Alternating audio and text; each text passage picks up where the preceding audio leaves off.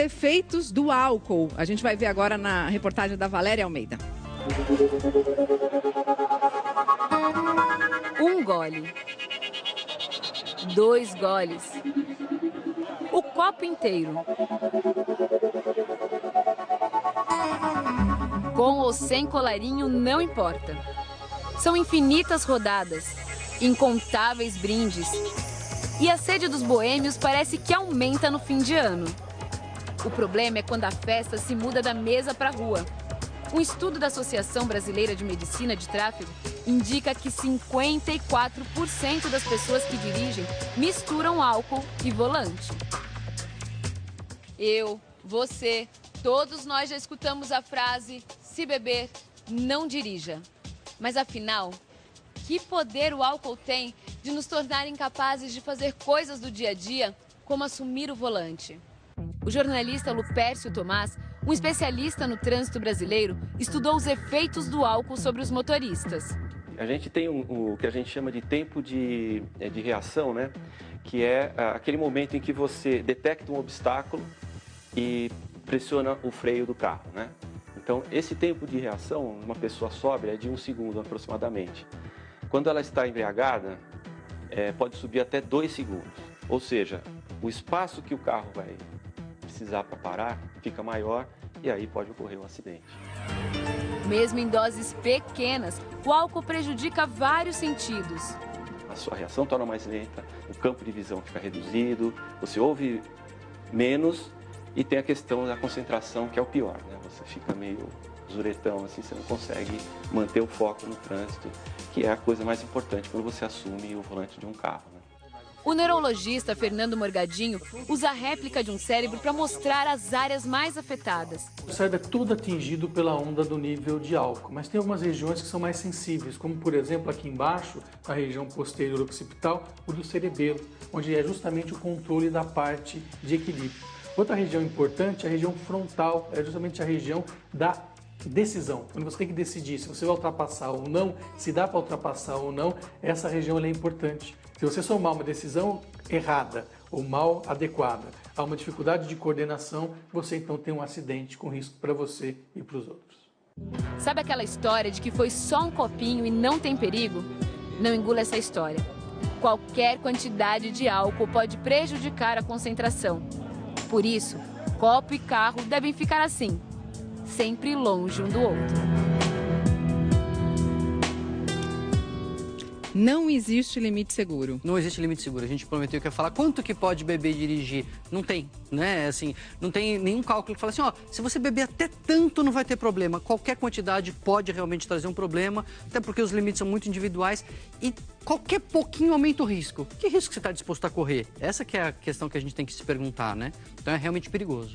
E por que a gente esquece das coisas quando a gente bebe? Ah, né? Quem não conhece aquele amigo que deu vexame e não lembra, né?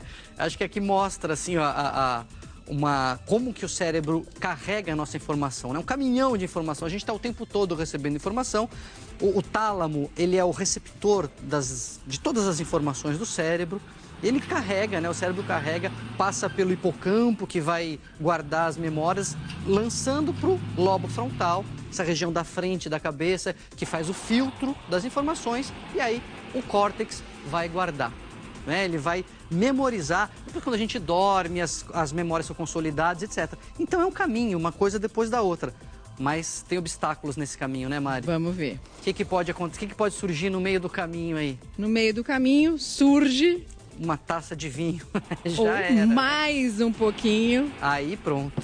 Uma garrafa de vinho. Aí a informação fica truncada. A gente até recebe a informação. Você está falando com o bêbado lá, quem nunca passou por isso? Ele está conversando com você, parece que está entendendo lembrando de tudo. Exatamente. Só que a informação, ela é interrompida.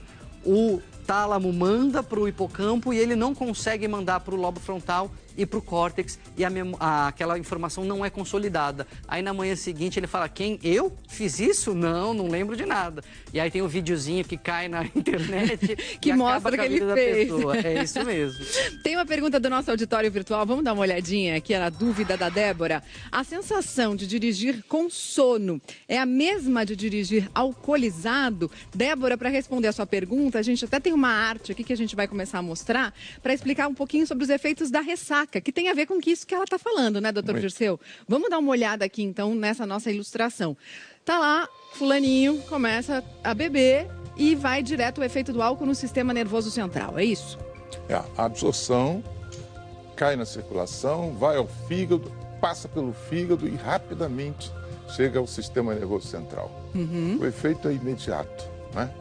E a gente começa a ter umas alterações, umas alegrias, começa a ficar desinibido, a gente fica alegre, brincalhão, contador de piada. Mas o nosso cérebro e a gente tá pode evoluir efeito. para outras coisas, né?